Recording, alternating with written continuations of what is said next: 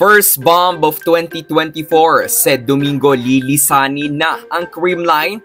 Issue with Tots and Kyle ramdam pa din. Ito nga kaya ang rason ng pagtalon ni BDL sa Cool Smashers?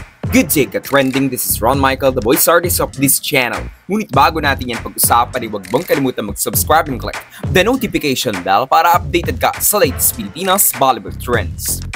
Kakapasok pa lamang ng 2024 ay mukhang kalungkutan kaagad ang hatid sa taong ito para sa mga tagahanga ng CCS dahil sa nagbabantang paglisan ni Sed Domingo sa kanyang koponan. Matagal na ding kumalat ang ilang mga rumors netong mga nakalipas na conferences ang pagtangkang pag-alis ni Sedi sa Creamline, ngunit hindi ito natuloy at nakapirma pa din sa CCS. Ngunit sa pagkakataong ito ay mukhang tuloy na ngang aalis sa Creamline si Domingo. Nagsimula nga ito sa pagtanggal ni Sed Domingo sa isang pink heart emoji sa bio nito sa Instagram, kung saan ay napansin nga ito ng kanyang mga taga-suporta. Maliban pa rito ay marami sa mga insiders ang nagbigay ng statement na mukhang sa kanya tumatama. Isa sa mga statement ng isang kilalang insider na si Lily Ganados kung saan ay pinag-usapan ito ng mga netizens. Ayon nga sa statement na ito, may humahabol pa sa pasabog this 2023. Mukhang magkakaroon ng major jump ang isang talented na Merly na galing sa champion team. At for 6 ha, dito nga ay nagsisulputan ang mga haka-haka na nagkanya-kanyang research kung sino ang tinutukoy sa nasabing post na ito.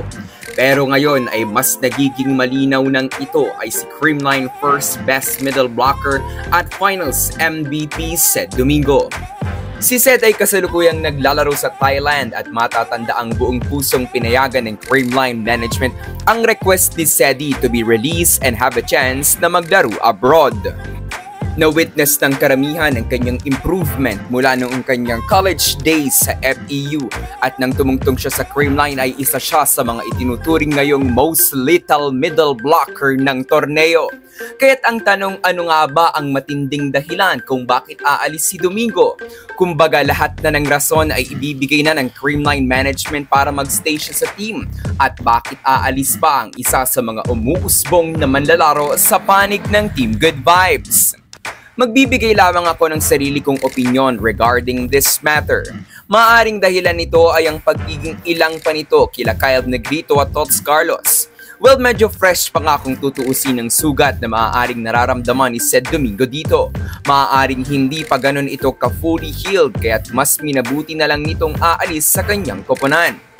Subalit kung iisipin mo, hindi kaya ito senyales ng pagiging unprofessional ni Domingo dahil hindi kayang isantabi ni Sed ang kanyang bubog kila Tots at kay Negrito para patuloy na pausbongin ang kanyang volleyball career sa Cool Smashers?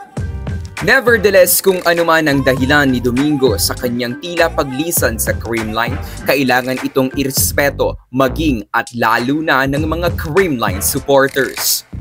Now it all made sense. Ito pala ang rason kung bakit tila natutunog ang aalis si Bea De Leon sa Choco Mucho para sumali sa Creamline dahil mababakante pala ang middle blocker position ng Cool Smashers.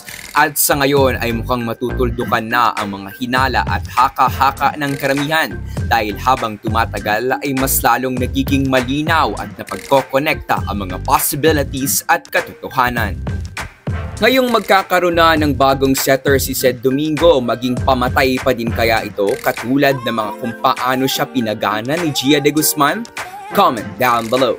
So that's it for today's video ka-trending. Do not forget to subscribe and click the notification bell para updated ka sa latest ganap ng women's volleyball sa Pinas. Thanks for watching. Bye for now!